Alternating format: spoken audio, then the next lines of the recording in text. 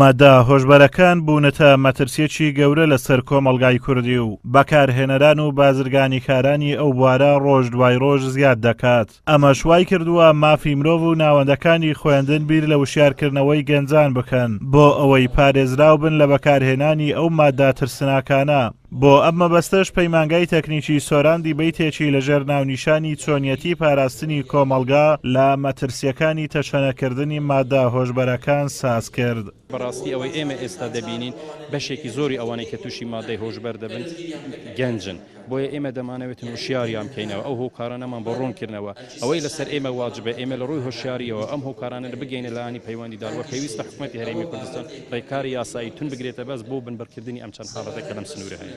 مامۆستایەکی زانکۆ بە تێڕوانینی خۆی دەڵێت بەکارهێنانی مادە هۆشبەرەکان لە حاڵەتەوە بۆتە دیاردە و بە مەترسیەکی گەورەیان دەزانێت بۆ سەر کۆمەڵگا. حکوومەت بە بەرپرس دەزانێت و دەڵێت لە زیاتی داخستنی ئەو شوێنانەی قورئانیان لێ دەخوێنرێ سانسۆر بخەنە سەر کافتریاکان.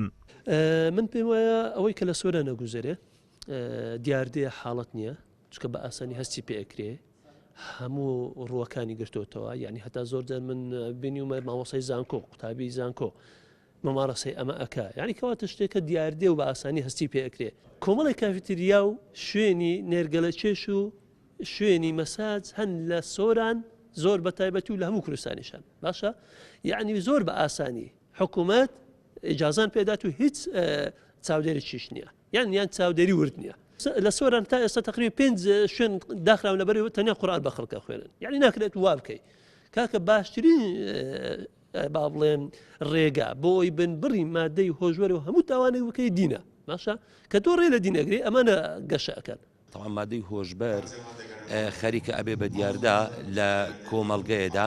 ئەو دیاردەیە تەنها پێمان وایە پەروەردەی کۆمەڵگەکە ئەتوانێتن بنبڕی ئەو دیاردەیە بکاتن. بەڵام مەسەلەن بۆ نمونە ئیجراءاتی یاسایی لەگەڵەکەی ئەو ئەتوانێتن لە 150 ئەو دیاردێکم بکاتەوە، بەڵام وەکو بنبڕکردن بنبڕی ناکاتن، تەنها وشارکردنەوەی خەڵکەکە و پەروەردەکردنی خەڵکەکە جا چ لە ڕوانگەی ئاینیەوە بێتن، چ لە ڕوانگەی معریفیەوە بێتن لە زانکۆ پەیمانگاکانەوە، چ لە ڕوانگەی ڕێگای ڕێکخراوی مەدەنیەکانەوە بێتن بتوانرێت خەڵکەکە وشیار بکرێتەوە.